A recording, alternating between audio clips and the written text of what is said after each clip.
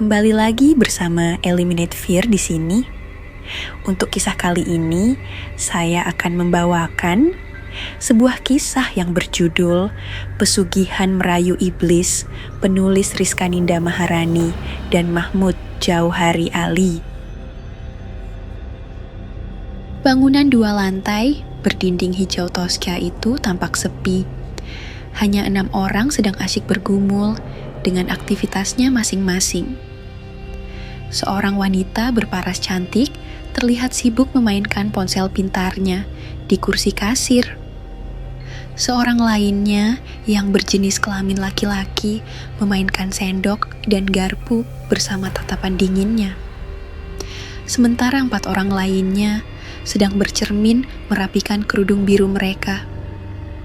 Hari memang masih pagi, tapi matahari sudah menunjukkan wajahnya di hadapan ke-6 manusia muda itu. Sejak 2 hari pasca buka, rumah makan tersebut memang dilanda kesepian. Secara berturut-turut selama 5 hari terakhir, mereka lebih sering mencari kesibukan sendiri-sendiri, karena tidak ada satu pengunjung pun yang datang. Shirley, yang merupakan pemiliknya, sudah sejak awal mencoba berbagai cara untuk membuat rumah makannya itu selalu ramai pembeli. Mulai dari mempekerjakan chef handal, menyewa bangunan di tempat strategis, memberikan warna teduh, membuat iklan di media sosial, dan hingga memberlakukan diskon besar setiap harinya. Namun, apa mau dikata, rumah makan itu tetap bagai sebuah pohon di tepi jalan yang sunyi. Rencananya, siang nanti salah seorang teman Shirley akan mendiskusikan rencana ke depan usaha kulinernya tersebut. Waktu pun seperti jalan mulus yang lengang, mudah dilalui tanpa rintangan. Detik-detik menjadi menit dan jam-jam telah dilalui. Sebuah sedan putih berhenti, tepat di sebuah rumah. Wah, lelaki bertubuh tinggi semampai keluar dari pos jaga. Dia sudah hafal siapa pengemudi mobil itu. Tanpa membuang waktu lagi, dirinya segera membukakan pagar dan mobil itu langsung memasuki halaman berhiaskan bunga-bunga yang cantik. Shirley yang sudah menunggu lama, bergegas mengajak tamunya itu menuju ruang santai. Aku minta maaf telah membuatmu menunggu lama. Bukan masalah. Terpenting kamu sudah ada di sini dan kita bisa segera membicarakan rumah makan itu. Mereka terus melangkah sambil berbincang ramah. Di sini, Shirley mengangguk. Baiklah, ruang santai membuat pikiran kita menjadi lebih nyaman. Keduanya saling tersenyum. Sebelum membahas serius, kamu mau minum apa?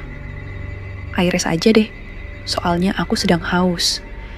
Dan Shirley segera meminta Bisana untuk menyajikan keinginan tamunya itu. Beberapa waktu, mereka terlibat dalam pembicaraan serius setelah sang tamu menikmati segarnya air es pesanannya.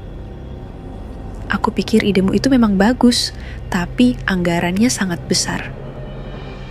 Iya sih, sementara selama ini kamu sudah mengeluarkan banyak rupiah untuk bisnis ini. Apa tidak ada ide brilian lainnya? Apa ya, kalau dari sisi ilmu bisnis, yang masuk logika ya, seperti yang aku katakan tadi. Kecuali apa? Tapi, kamu jangan terkejut. Shirley mengangguk, katakan saja. Penglaris. What? Maksud kamu ke dukun gitu? Kini giliran temannya yang mengangguk. Yang benar saja, Han. Masa hari gini masih percaya dukun? Iya, itu hanya pengecualian aja sih. Soalnya, dari pengalaman beberapa orang yang pernah kutemui, dagangan mereka laku keras karena adanya penglaris. Shirley menatap temannya itu dengan sangat serius. Temannya mengangguk untuk meyakinkannya. Sesuai saran dan arahan temannya itu, Shirley akhirnya memutuskan beralih strategi. Dari yang semula sangat logis dengan didasari ilmu bisnis, sekarang dirinya menggunakan ilmu magis. Bisa dikatakan dia sedang putus asa hingga mengiyakan kata-kata temannya tersebut. Sebuah botol berisi cairan yang disebut minyak kuyang dia keluarkan dari dalam tasnya. Perlahan dia oleskan cairan pun itu di kursi dan meja makan yang ada di rumah makan miliknya. Begitu pula dengan peralatan masak dan makannya, semua mendapatkan olesan yang sama. Dirinya mendapatkan minyak ini dari seorang dukun di pedalaman Kalimantan. Alhasil, rumah makan miliknya ramai pengunjung yang menikmati beragam menu lezat. Para pekerja sibuk menunaikan tugas mereka masing-masing. Shirley tampak begitu riang gembira. Tanpa menyia-nyiakan kesempatan itu, dia dokumentasikan momen membahagiakan itu dengan kamera ponsel pintarnya. Bergegas pula, dia kirimkan foto-foto dan video tersebut ke temannya itu. Tak lama kemudian, sebuah pesan suara masuk di ponsel pintarnya. Wow, amazing, rame banget, selamat ya. Gadis cantik itu tersenyum sendiri setelahnya dan merekam suaranya. Ini berkat saran kamu. Terima kasih ya, abang yang ganteng. Beberapa waktu setelah pesan suaranya terkirim, balasan dia terima. Jangan lupa selalu patuhi aturan mainnya. Oke, beres. Sip, mau makan siang bareng di rumah makanku. Bagaimana kalau di bawah pohon besar seperti minggu lalu? Di tepian sungai maksud kamu? Nah itu kamu ingat. Bagaimana? Oke, tunggu aku di sana. Begitulah muda-mudi itu jika sudah berkomunikasi. Keduanya sangat akrab. Tak jarang orang mengira Shirley dan Johan saling mencintai dan berharap dapat menjadi suami istri. Padahal mereka bukanlah sepasang kekasih. Pertemanan mereka sudah lama terbina sejak kecil, saat keduanya sama-sama duduk DI bangku sekolah dasar. Hari-hari berikutnya, pertemuan mereka kian intens. Betapa tidak? Rumah makan Shirley hanya 2 hari mendapatkan banyak pengunjung, setelahnya kembali sepi. Apa kita perlu mencari dukun lainnya? Memang kamu tahu dukun lain yang lebih hebat? Tentu saja tahu, begini-begini aku pakar di bidang marketing dan pemasaran. Iya, aku percaya kamu emang ahlinya, dari yang umum hingga khusus. Lalu mereka tertawa bersama. Dan kemudian langsung berangkat menuju ke salah satu dukun yang dipercayanya mampu melariskan barang atau jasa. Tempatnya sangat jauh dari kota yang mereka tinggali. Perlu waktu 15 jam perjalanan darat dan 3 jam jalur sungai untuk sampai di rumah sang dukun itu. Meskipun demikian, tak masalah bagi keduanya, terutama Shirley yang sangat ingin usaha kulinernya maju. Apapun akan dia lakukan untuk mencapai cita-citanya sebagai pengusaha sukses. Dan setelah menempuh perjalanan panjang yang tentunya sangat melelahkan, mereka akhirnya sampai di tempat tujuan. Sebuah rumah panggung tinggi sudah ada di hadapan mereka. Banyak orang yang mengantri di sana. Untungnya ukuran rumah itu panjang, sehingga mereka dapat mengantri dengan duduk nyaman di bagian terasnya. Udara segar dan pemandangan yang alami menambah kenyamanan itu. Perlahan panjang, antrian berkurang.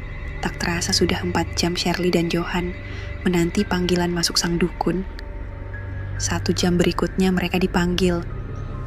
Duduklah. Mereka mengiyakan dan langsung duduk di hamparan kain hitam di depan sang dukun. Kalau ingin orang-orang datang dan menikmati menu-menu lezat di rumah makanmu, syaratnya tidak sulit. Shirley terkejut mendengarkan perkataan pria tua di hadapannya itu. Beliau tahu apa yang menjadi keluh kesahmu. Percayalah, Johan meyakinkannya. Lalu apa syaratnya, kek? Shirley penasaran. Pertama, ubah warna cat rumah makanmu menjadi hijau tua dan merah menyala. Warna itu favorit Jin di pulau ini. Shirley mengangguk taksim. Kedua, kamu tidak boleh makan dan minum, kecuali nasi putih dan air bening. Tanpa sayur dan lauk. Kek, Shirley memastikan. Sang dukun mengangguk. Ketiga, sebelum tidur, kamu harus mandi darah ayam hitam, lalu membilasnya dengan air hujan. Tak lama kemudian, pertemuan sakral itu pun berakhir. Keduanya mohon diri dan bergegas pulang ke kota mereka. Kini bangunan megah itu dominan dengan warna hijau tua dan merah menyala. Dua warna yang sebenarnya tidak disukai Shirley. Tapi, apa boleh buat? Demi memajukan bisnisnya ini, dia rela melakukan hal-hal aneh sekalipun. Dirinya sendiri sungguh tidak menyangka melakukan pekerjaan di luar nalarnya. Padahal, sebenarnya Shirley seorang yang anti terhadap semua hal yang tak masuk di logika. Dan sekali lagi, demi bisnisnya itu, setiap syarat aneh itu selalu dia penuhi. Namun, apa yang terjadi tidak seperti harapannya. Lagi-lagi rumah makannya sepi setelah beberapa hari berjalan sangat lancar. Aku benar-benar heran mengapa rumah makan ini sepi kembali. Suara gumamnya terdengar jelas oleh semua karyawannya. Sementara mereka tak ada yang berani berkomentar terhadap perkataan Shirley. Ya, bagaimana berani? Status mereka hanyalah karyawan biasa. Berani berkomentar, terlebih yang sifatnya miring, bisa-bisa kena semprot atau bahkan langsung dipecat. Sebagian karyawannya memang tidak setuju dengan perubahan warna di rumah makannya itu. Menurut mereka, dalam bisik-bisik di belakang layar, dua warna itu kurang cantik dipandang. Kamu di mana? Aku akan ke sana. Sekarang tunggu saja. Shirley menutup sambungan telepon itu dan bergegas meninggalkan rumah makannya untuk menuju ke tempat kerja Johan. Mobil yang dia kendarai melaju sangat kencang. Sudah 2 kali dia hampir menabrak pengendara lain. Pikirannya kacau. Dia bingung harus berbuat apa lagi agar rumah makannya itu ramai kembali.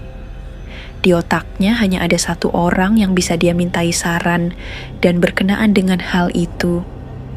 Dialah Johan yang selalu baik hati padanya. Itulah sebabnya dirinya ingin segera berdiskusi bersama temannya tersebut. Tepat di halaman depan, Johan sudah berdiri menyambut Shirley. Masuklah, kita ngobrol di dalam saja. Perempuan cantik itu pun mengiyakannya. Keduanya berjalan bersama. Tempat kerja Johan sederhana saja, hanya berukuran 30 kali 20 meter. Tapi suasananya dibuat senyaman mungkin. Di dalamnya ada ruang konsultasi bisnis. Keduanya menuju ruangan tersebut. Mau minum apa? Aku tak ingin minum apa-apa, pikiranku lagi kacau. Rasanya aku sudah menemui jalan buntu. Usahaku sudah gagal. Hei, jangan dulu putus asa seperti itu. Rileks sejenak. Akan kuambilkan segelas kopi hangat untukmu. Tunggu sebentar ya.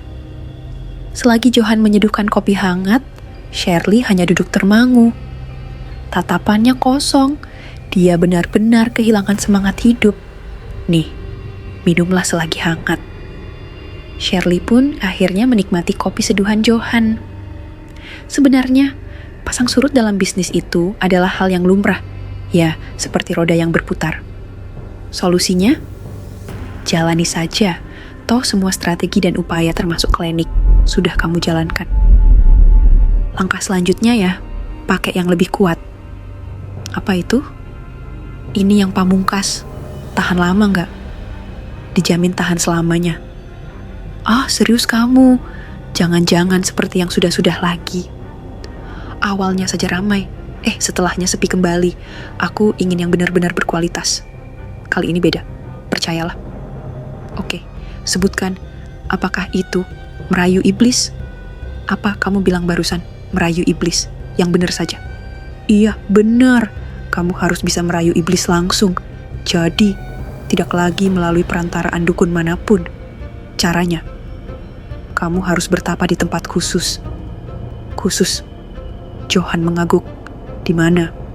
Di bukit tertinggi. Maksud kamu tertinggi di Indonesia. Lelaki itu menggeleng. Lantas di mana? Masih di Kalimantan. Bertapalah di sana.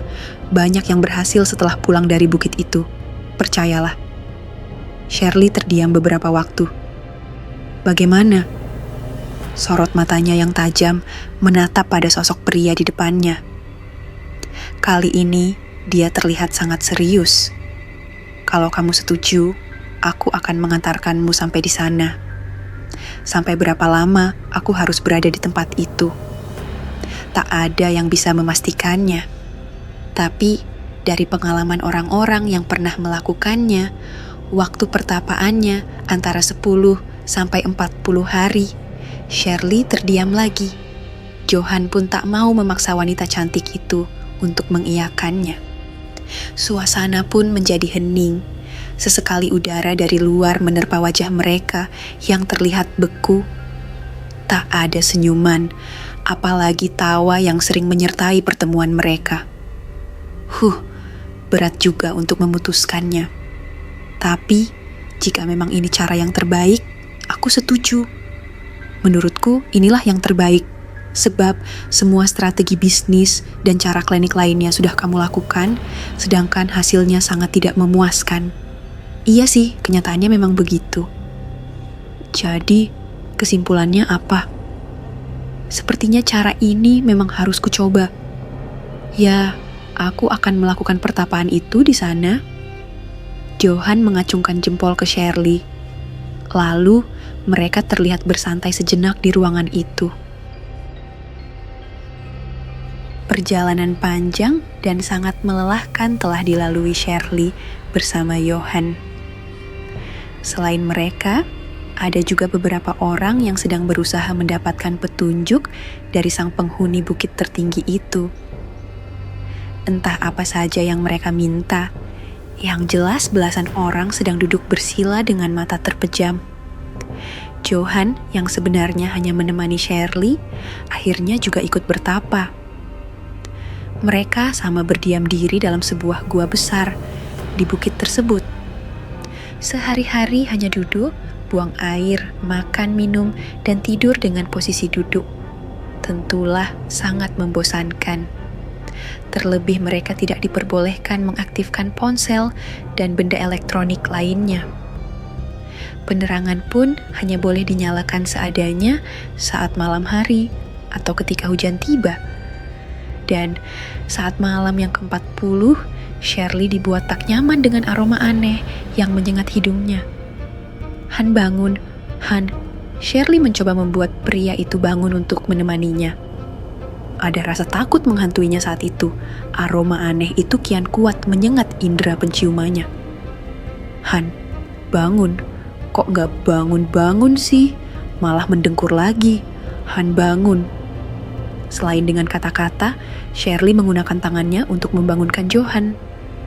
Tapi, apa yang dia lakukan hanya sia-sia. Kamu tidak perlu membangunkannya. Sebuah suara dengan sangat jelas di telinga Shirley. Tak pelak lagi, dia sangat terkejut. Diperhatikan sekelilingnya, tak ada orang yang terlihat. Mereka dalam keadaan tertidur pulas. Lalu barusan suara siapa? Pikir Shirley. Siapa yang bersuara tadi? Tunjukkan dirimu, ujar Shirley memberanikan diri. Tak perlu aku menunjukkan diriku padamu. Cukup kau dengarkan kata-kataku. Baiklah, akan aku dengarkan perkataanmu. Aku tahu, kamu jauh-jauh menuju ke sini dan bertapa di tempat ini, hanya untuk memajukan usaha rumah makanmu. Ya benar. Sekarang, katakan apa syarat agar rumah makan itu bisa maju. Intinya, jika hajatmu ingin dikabulkan, dirimu harus membawa sebuah kepala manusia segar di hadapanku. Apa? Kepala manusia? Itu sangat berat. Berarti aku harus membunuh manusia. Apa tidak ada syarat yang lain? Mau memenuhi syarat dariku atau tidak? Shirley bingung harus berkata apa. Dalam situasi seperti itu, hanya ada dua pilihan. Dan akhirnya, dia pun mengiyakan syarat tersebut. Beberapa waktu kemudian, dia tertidur karena matanya sangat mengantuk. Semua yang dialaminya tadi malam sudah dia ceritakan kepada Johan. Dan siang ini pula mereka berencana mendapatkan kepala manusia sebagai tumbal dari perjanjian antara Shirley dan iblis tersebut. Ya, seperti biasanya, Johan selalu memiliki ide yang tak terduga oleh banyak orang. Dia meminta Shirley membayar sejumlah uang kepada salah seorang pengasuh anak. Misinya tidak lain adalah menculik anak yang dia asuh untuk dijadikan tumbal. Rencana pun mulai dijalankan. Saat pulang sekolah, si pengasuh mengajak anak kecil itu jalan-jalan terlebih dahulu. Yakin, Bi, Mama nggak bakal marah kalau kita pulangnya telat. 100% yakin. Kamu tenang saja, nanti Bibi akan beralasan kalau sopir taksinya harus beristirahat dulu karena kelelahan. Oke, kalau begitu, mereka berdua terus berjalan-jalan menuju ke arah mobil Shirley. Sesampainya di dalam mobil, bocah perempuan itu segera mereka bius total. Dan saat dalam kondisi pingsan itulah lehernya digorok, lalu bagian tubuh lainnya dibakar untuk merusak DNA korban. Hari itu pula, Shirley dan Johan menuju bukit tertinggi untuk menyerahkan tumbal berupa kepala bocah perempuan tersebut kepada sang iblis. Jalanan tampak sunyi, mobil bergerak sangat kencang, sementara bulan purnama terlihat menemani perjalanan mereka dengan cahaya yang menawan jiwa. Sesampainya di gua pertapaan, Shirley segera mengeluarkan kepala bocah perempuan itu dari dalam ransel miliknya. Ini kupersembahkan satu buah kepala manusia segar kepadamu. Sekarang, tolong kabulkan hajatku. Ramaikan rumah makanku segera. Suasana begitu hening, tak ada balasan apa dari sang iblis. Shirley pun tetap berada di sana sambil menanti petunjuk berikutnya. Sementara, Johan masih setia menemani gadis berambut lurus sebahu itu. Di tempat persemedian itu, tak ada orang lain, hanya napas mereka berdua yang menandakan ada kehidupan di sana. Tapi, keadaan senyap itu tiba-tiba berubah. Angin kencang mendadak memasuki ruang gua yang tak dalam tersebut. Suara dedaunan di sekitarnya begitu menggerisik. Apa yang sedang terjadi? Shirley keheranan. Ini sangat aneh. Mereka saling berpandangan, dan mereka benar-benar dikejutkan oleh kemunculan sosok hitam besar dengan mata merah menyala. Jantung mereka seketika berdetak sangat kencang, napas keduanya terengah-engah. Keringat dingin keluar membasahi tubuh keduanya. Dengarkan baik-baik, aku hanya sekali mengucapkannya. Karena syarat pertama sudah kamu penuhi, maka aku akan mengabulkan hajatanmu. Tapi, sebagai pelengkap, ada syarat lainnya yang juga harus kamu amalkan. Setiap tengah malam, kamu harus menyiramkan darah anjing hitam di sekeliling rumah makanmu. Jika kamu tidak melakukannya, darahmu lah penggantinya. Lalu, tak terdengar lagi suaranya, iblis itu menghilang. Suasana kembali normal. Shirley dan Johan perlahan meninggalkan tempat tersebut untuk beranjak pulang. Apa yang telah dilakukan Shirley tidak sia-sia. Rumah makannya banyak didatangi pembeli. Dari pagi hingga malam, tempat usaha kuliner tersebut selalu ramai. Dan ini sudah berlangsung lebih dari 2 bulan. Karena kewalahan, Shirley pun menambah jumlah karyawannya. Kini, dia mempekerjakan 10 orang karyawan baru. Usaha tidak pernah mengkhianati hasil. Benar kata Muhan. Apa rencanamu setelah ini? Ada banyak, tapi yang paling penting, aku akan membuka cabang baru. Yap, itu kuncinya. Seramai apapun usahanya, kalau hanya di satu tempat, pasti tidak akan berkembang. Itu rencana yang sangat bagus. By the way, kira-kira di mana ya lokasinya? Di mana ya? Gimana kalau di dekat sungai yang banyak dikunjungi wisatawan? Menarik sih idemu itu, tapi pasti modalnya gede, soalnya lokasi itu masuk dalam destinasi wisata. So, aku pikirkan dulu deh. Oke, pelan-pelan saja, terpenting dipikirkan dengan matang sebelum bertindak. Shirley mengangguk. Meski terkesan santai, pembicaraan mereka selalu saja membahas ide-ide yang bagus. Begitulah mereka sejak dulu, tidak mau berbincang tanpa manfaat. Detik berganti menit, lalu berlanjut menjadi jam demi jam yang dilalui tanpa bisa berhenti. Layaknya manusia pada umumnya, Shirley pun tak luput dari sakit. Sudah beberapa hari ini, dia dirawat di rumah sakit terbaik di kotanya. Dia meminta Johan untuk sementara waktu menggantikannya dalam hal urusan bisnis kulinernya. Tentu saja termasuk juga urusan pelaris. Setiap tengah malam, Johan menyiramkan darah anjing hitam di sekeliling rumah makan Shirley. Namun, tanpa disadari, keduanya hal itu termasuk dalam melanggar perjanjian dengan sang iblis. Pada malam kelima, tepat saat Shirley mulai menjalani rawat jalan, dia merasakan keanehan di rumahnya. Suhu udara turun drastis, padahal pendingin ruangannya tidak sedang dinyalakan. Keanehan berikutnya, listrik tiba-tiba mati, sementara di rumah lain tetap menyala. Apakah ini tanda penghuni bukit tertinggi yang datang? Tanya Shirley berani dengan berani. Tak ada jawaban apapun. Katakanlah apa maumu.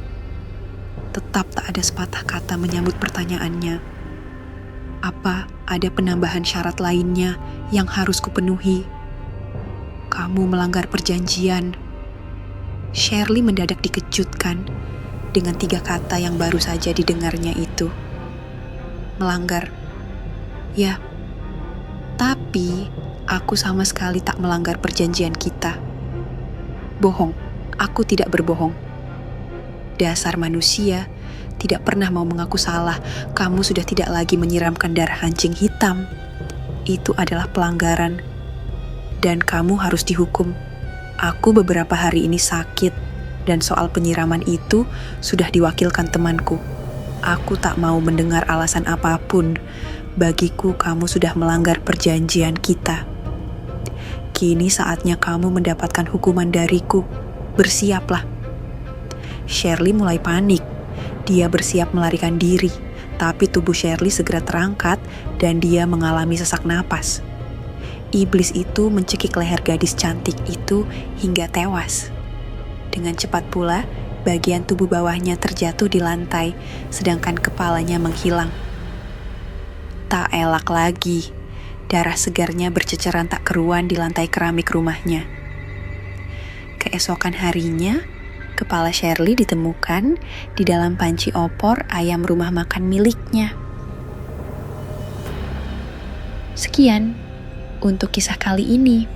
Terima kasih sudah mengikuti cerita ini dari awal sampai akhir.